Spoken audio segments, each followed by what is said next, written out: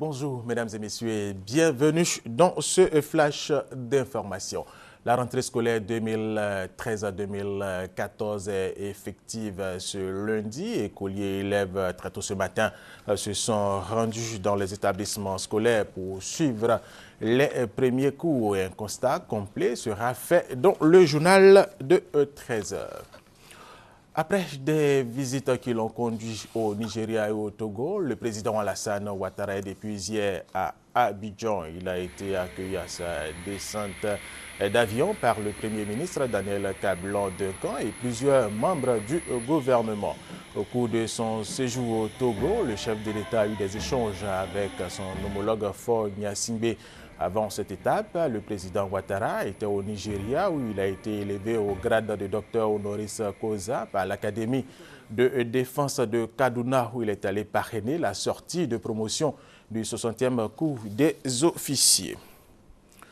Le monde entier célèbre aujourd'hui, 16 septembre 2013, la 26e journée internationale pour la protection de la couche d'ozone. Cette journée commémore la signature en 1987 du protocole de Montréal relatif à des substances qui appauvrissent la couche d'ozone, un fragile écran de gaz qui protège la Terre des rayons dangereux du soleil et préserve ainsi la vie sur notre planète. La journée mondiale pour la protection de la couche d'ozone est également célébrée ici en Côte d'Ivoire.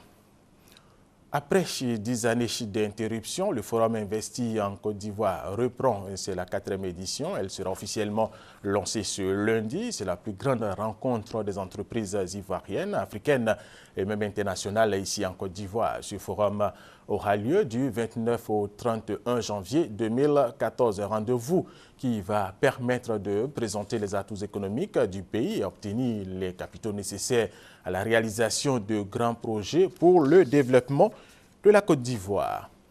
Les Rwandais sont aujourd'hui dans les urnes pour choisir le député des élections sous haute surveillance. La veille de cette élection, un attentat a fait des morts. C'est ce qu'on appelle une bombe à retardement.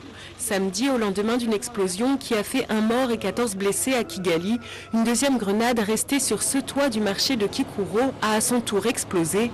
Bilan, un mort et 8 blessés. Nous nous sommes mis à courir en pensant que c'était la foudre. Et c'est en voyant les fumées que nous avons compris ce qui se passait. Au même moment, le très puissant Front patriotique rwandais du président Paul Kagame tenait son dernier meeting avant les législatives de lundi. Ici, l'attaque à la grenade semble bien loin et la victoire acquise. J'espère vraiment que je vais gagner. Le Front patriotique le mérite avec tout ce qu'il a fait. L'attaque à la grenade n'a pas été revendiquée. Mais pour le gouvernement, aucun doute, les auteurs sont des opposants à Paul Kagame, alliés aux rebelles des FDLR en République démocratique du Congo. Ces attaques vont-elles nuire aux législatives? La police se veut rassurante. Je ne pense pas que cela va avoir un impact sur les élections. Un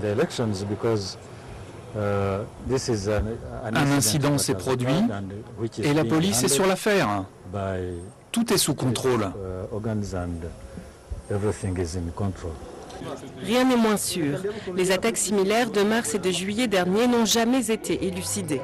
Dimanche, un grand mystère planait sur Kigali et il n'avait rien à voir avec le résultat des législatives de lundi.